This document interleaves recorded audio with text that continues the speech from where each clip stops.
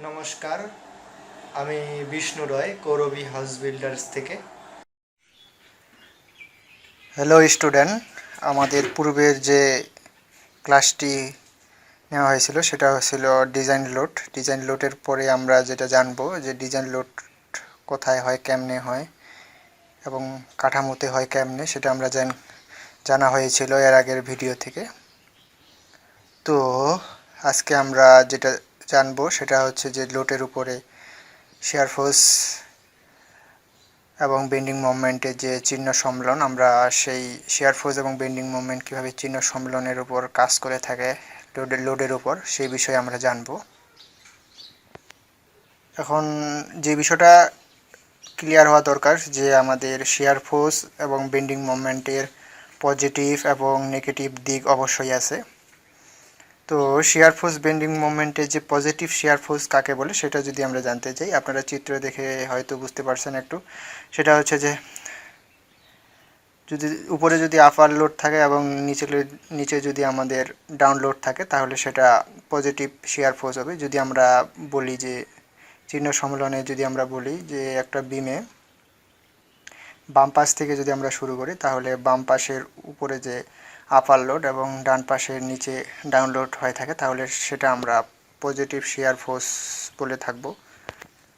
এখন ধরুন এটা একটা বিম, এই বিমের এই লোডটা মাঝখানে হবে, এটা আমি সাইডে দিয়ে ফেলেছি, উপরে প্লাস এবং নিচে মাইনাস এবং বিম ফিক্সড। তো উপরে এই বিমটা যদি উপরে আপার লোড হয় এবং নিচে যদি ডাউন লোড হয়ে থাকে তাহলে সেটা কি হবে? তাহলে সেটা পজিটিভ শিয়ার ফোর্স হবে। এবার যদি আমরা সাইন কনভেকশনে বা চিহ্ন সম্মেলনে যদি আমরা নেগেটিভ শিয়ার ফোর্সটা জানতে চাই যে আমাদের শিয়ার ফোর্স নেগেটিভ কী হবে, তাহলে সেটা উল্টোটা, এটা একটা বিম, এটা লোডটা মাঝখানে আসবে।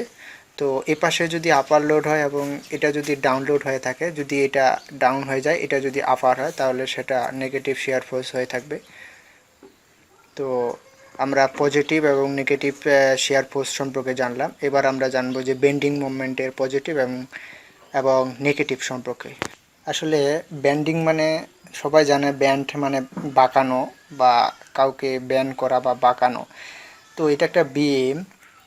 তো বেন্ডিং মোমেন্ট সাধারণত আমরা যেটা জানি যে বেন্ডিং মোমেন্ট আসলে সাধারণত ক্যান্টিলিভার বিমের ক্ষেত্রে হয়ে থাকে। তো পজিটিভ বেন্ডিং মোমেন্ট কাকে বলে, যদি পজিটিভ বেন্ডিং মোমেন্ট আমরা জানতে চাই তা আপনারা এটা একটা বিম দেখছেন, এটা লোড মাঝখানে হবে। তো এই বিমটার ফিক্স আছে। তো আমরা যদি পজিটিভ বেন্ডিং মোমেন্টের ক্ষেত্রে জানতে চাই তাহলে উপর থেকে যদি আমাদের কম্প্রেশন আসে এবং নিচ থেকে আমরা যদি টেনশন যায় তাহলে সেটা আমাদের পজিটিভ বেন্ডিং মোমেন্ট হবে। এই বিমটাই যদি এটাতে আমরা লোড চিন্তা করি তাহলে এটা দুই পাশে যেহেতু, তাহলে এর লোডটা মাঝখান দিয়ে টেনশন হবে এবং উপরের দিকে কম্প্রেশন হবে, তাহলে আমরা পজিটিভ বেন্ডিং মোমেন্ট বলতে পারবো। এবার যদি বলি যে নেগেটিভ বেন্ডিং মোমেন্ট কাকে বলে, তো নেগেটিভ বেন্ডিং মোমেন্টের সেই পজিটিভ বেন্ডিং মোমেন্টের তার উল্টাটা। এটা সাধারণত আমরা ক্যান্টিলিভার বিমের ক্ষেত্রে এপাশে ফিক্সড এবং লোডটা এপাশে পড়তেছে। তো ক্যান্টিলিভার বিমের ক্ষেত্রে যদি আমরা এটা চিন্তা করি তাহলে নেগেটিভ বেন্ডিং মোমেন্টের ক্ষেত্রে উপরে টেনশন আসবে এবং নিচে কম্প্রেশন যাবে, তাহলে সেটা নেগেটিভ বেন্ডিং মোমেন্ট হবে।